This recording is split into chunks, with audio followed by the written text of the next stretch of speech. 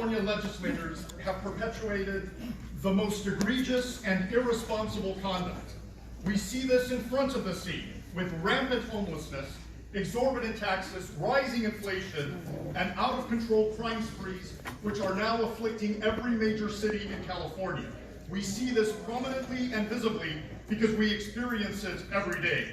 But I am here to tell you that misconduct extends behind the scene, where legislatures, administration officials, and their special interests scheme to bilk the taxpayer at every opportunity, and then spend resources and funds in the most undisciplined and irresponsible manner. This corruption must end, and the time has come for an independent watchdog free from the single-party apparatus to serve as a check and balance on a legislature run amok, and to be truthful to the public about the state's dire financial predicament and the negligent administration of funds. My name is Jack Guerrero, City Council member, mayor, certified public accountant with over 20 years of professional experience in finance and treasury functions, and your Republican candidate for California Treasurer. Woo! I am conservative, constitutionalist, supporter of religious liberty, 100% pro-life, and 100% common sense. Woo! The timing and the stakes in this election cycle could not be more critical for the position of California Treasurer, a consequential office which is responsible for the administration of the state's investments, the sale of government bonds, and the representation on numerous commissions and boards, including the state pension funds, where taxpayer advocacy has been conspicuously absent. For example, the Stanford University Economics Research Institute recently pegged the amount of the unfunded pension liability for combined CalPERS, CalSTRS, and University of California pension funds at a staggering $1 trillion. This is the present value of the future stream of obligations, promises that we have made to retirees over and above the present value of the assets. And that debt continues to accrue at alarming and economically unsustainable ways. For reference, the size of the annual budget for the state of California hovers around $150 billion, which means that we could not tax you 10 times over and recover from that gap. Alas, fuzzy math politicians continue to use unrealistically achievable discount rates to hide the true valuation, to keep it off the books, and to perpetuate unsustainable pension schemes while offering only band-aid solutions to a program that requires triple bypass surgery. As a former pension auditor and university lecturer in statistics, I can confirm for you with mathematical certainty that the system as currently structured will fail, and it will shortchange every stakeholder, including workers and retirees, and most especially the taxpayer. We can no longer afford to kick this proverbial can down the road. The state treasurer has also overseen the largest issuance of government bonds in modern history to accommodate almost lockstep the legislature's addiction to irresponsible spending, resulting in relatively unfavorable credit rating.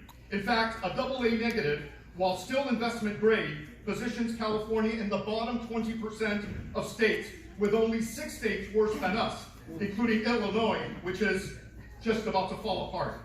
The consequence of Sacramento's irresponsible conduct and budgetary largesse has been favorable payouts to Wall Street bankers to the detriment of taxpayers. You see, government debt is not free money. We have to pay interest and significant transaction costs. But it gets worse than that. On a combined basis, when we add all of California's government debt, including the unfunded liability for pensions and health care, which politicians conveniently leave out, and the state of California's share of the federal debt, and then compare this to California's gross domestic product, we end up with a debt to GDP ratio hovering around 125%, just shy of the ratios we observed for the peripheral Eurozone countries like Greece and Portugal, which were afflicted with austerity measures and near collapse just 10 years ago. To me, as an economist, this is an alarming early warning indicator.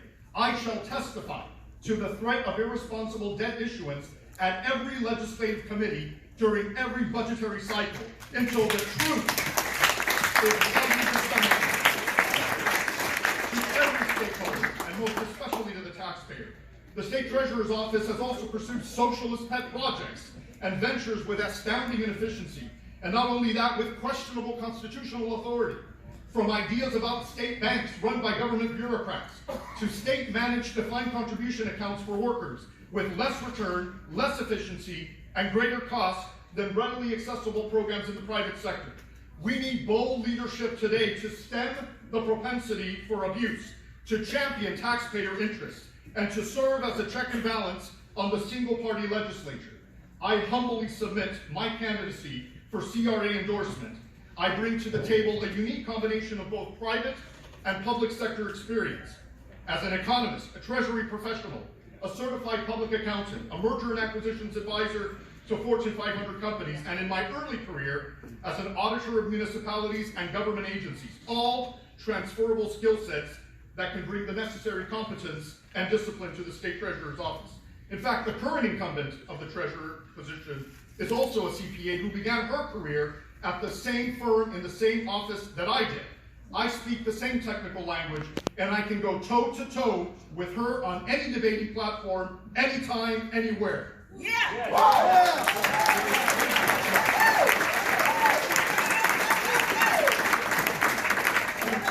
Since 2013, I have served my constituents in the city of Cudahy and Los Angeles County as mayor and council member, ushering in reform measures, exposing deficiencies in the city's internal controls, engaging the California Controller for a consequential forensic examination, and lowering taxes and fees in my working class community at every opportunity. I also did the unthinkable as mayor and held public hearings on the quality of education in my local public schools. It may not have been within my formal jurisdiction, but it was certainly within my moral obligation. And my meddling in school affairs led to the reform of one school's entire administration. I achieved this as the only Republican on the city council, the only Republican in a 7-city radius elected to office, and the only Republican representing my constituents at any level of government. Needless to say, I ruffle feathers regularly, and I am a persistent thorn on the side of the left-wing political establishment.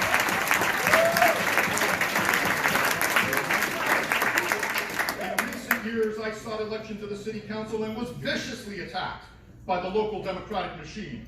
I was called a Tea Party extremist, a radical Republican with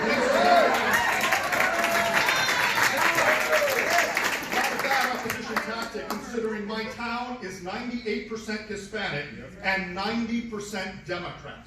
Unfortunately for the establishment, my constituents have had more confidence in me and have re-elected me consistently as among the highest vote getters in the recorded history of my city. Let this be a testament to our ability as Republicans to win elections, even in deep blue communities, without having to compromise on values.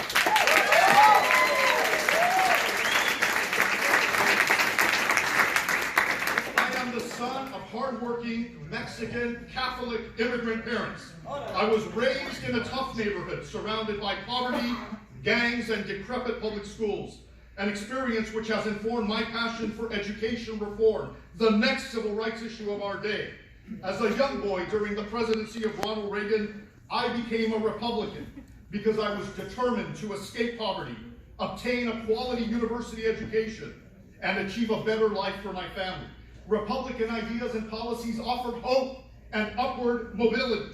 And it is only through the grace of God, hard work, and a raw ambition for self-improvement that I was able to escape a decrepit public education in one of the most mismanaged school districts in California and go on to Harvard and Stanford to obtain degrees.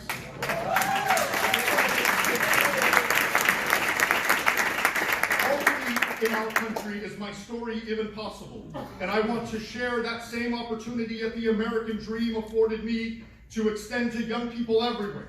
In this sense, I share our collective goal for preservation of that dream, which has been so severely undermined by California legislators through government negligence, constitutional breach, civil liberties subversion, and irresponsible financial conduct, with nary a whimper from a straight treasurer who should be calling this out. The incumbent treasurer has had her chance. She has not led. I will. My name is Guerrero, candidate for president. God bless.